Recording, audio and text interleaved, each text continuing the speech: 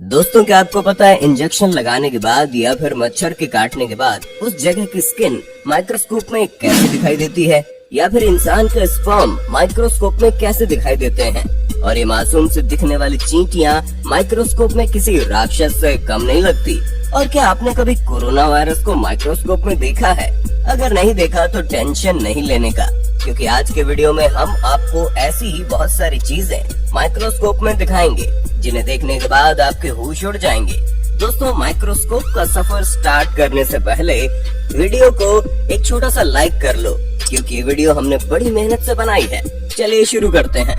Injection needle. दोस्तों, injection लगाते समय जब सुई हमारी बॉडी के अंदर जाती है तो उसे माइक्रोस्कोप में देखने पर इस तरह का नजारा दिखाई देता है, जिसमें आप साफ साफ देख सकते हैं कि किस तरह से ये निडल हमारी स्किन को चीरते हुए हमारी बॉडी के अंदर जाती है, और इसी सुई को शरीर के अंदर से निकालने के बाद माइक्रोस्कोप में कुछ इस तरह दिखाई देती है, जो कि कितनी बड़ी है आप स्क्रीन पर देख ही सकते हैं। और इंजेक्शन को शरीर के जिस हिस्से में लगाया जाता है, शरीर का वो हिस्सा इंजेक्शन लगाने के बाद माइक्रोस्कोप में कुछ इस तरह से दिखाई देता है। Corona virus. दोस्तों, क्या आपने कभी आतंक का दूसरा नाम यानी कोरोना वायरस को माइक्रोस्कोप में देखा है? अगर नहीं देखा तो आज देख लीजिए। देखिए, जब कोरोना के मरीज का मास्क लेकर उस मास्क को माइक्रोस्कोप में बहुत ही ज्यादा जूम किया गया तो बिल्कुल लास्ट में वायरस दिखाई देने लगा, जो कि बहुत ही खतरनाक दिख रहा था। Velcro magic tape. दोस्तों, बहुत सारी चीजों में इस्तेमाल होने वाले इस मैजिक टेप से आपने भी कभी न कभी तो जरूर खेला ही होगा, लेकिन क्या आपने कभी सोचा है कि आखिर ये टेप वर्क कैसे करता है? देखिए दोस्तों, इस टेप को माइक्रोस्कोप में देखने पर इसके चिपकने की असली वजह सामने आ जाती है। दरअसल इस टेप के एक हिस्से में बहुत सारे छोटे छोटे हुक्स लगे होते हैं और दूसरे पार्ट में प्लास्टिक के रेशे लगे होते हैं। इसीलिए जैसे ही आप इस टेप को चिपकाते हो तो ये रेशे इन हुक्स में मजबूती के साथ फंस जाते हैं। Ball pen. दोस्तों, पेन हमारी जिंदगी का सबसे इम्पोर्टेंट हिस्सा है, लेकिन क्या आपको पता है ये पेन आखिर वर्क कैसे करती है?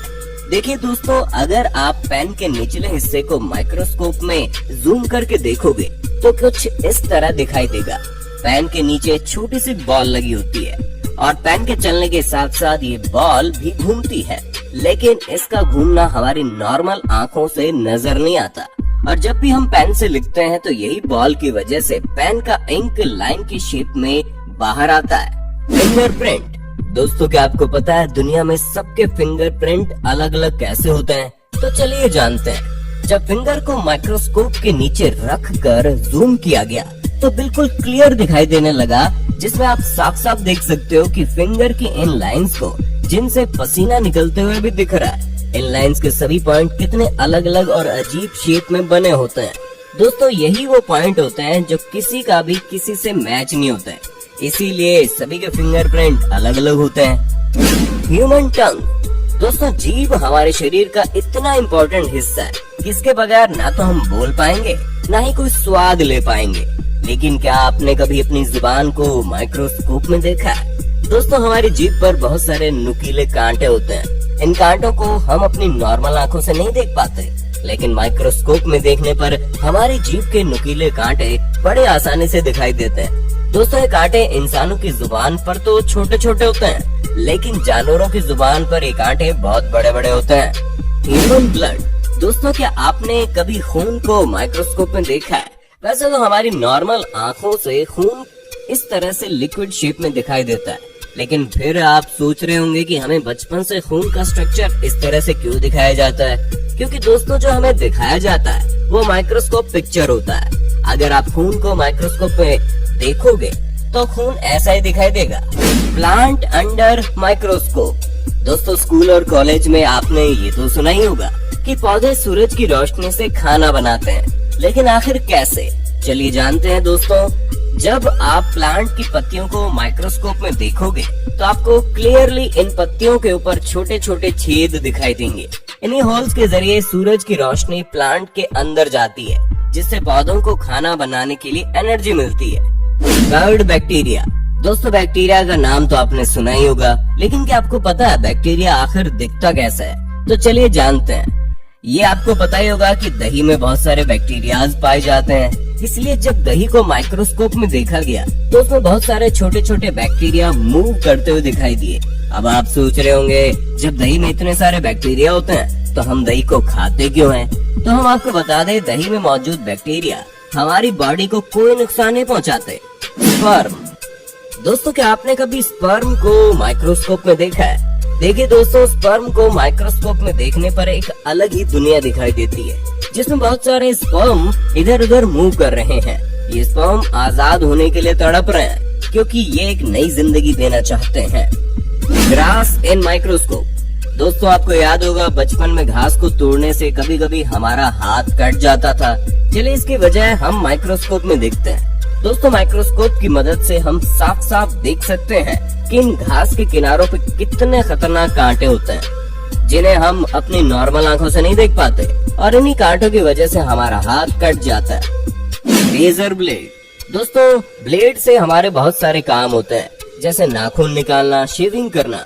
लेकिन क्या आपने कभी ब्लेड को माइक्रोस्कोप में देखा है? जब आप एक बिल्कुल न्यू ब्लेड को माइक्रोस्कोप में देखोगे तो वह इस तरह से दिखाई देगी, बिल्कुल शार्प। और अगर ब्लेड को इस्तेमाल करने के बाद माइक्रोस्कोप में देखोगे तो इस तरह से दिखाई देगी, क्योंकि ब्लेड को इस्तेमाल करने के बाद उस पर बहुत सारे क्रैक्स आ जाते हैं, जो कि हमें हमारी नॉर्मल आंखों से दिखाई नहीं देते।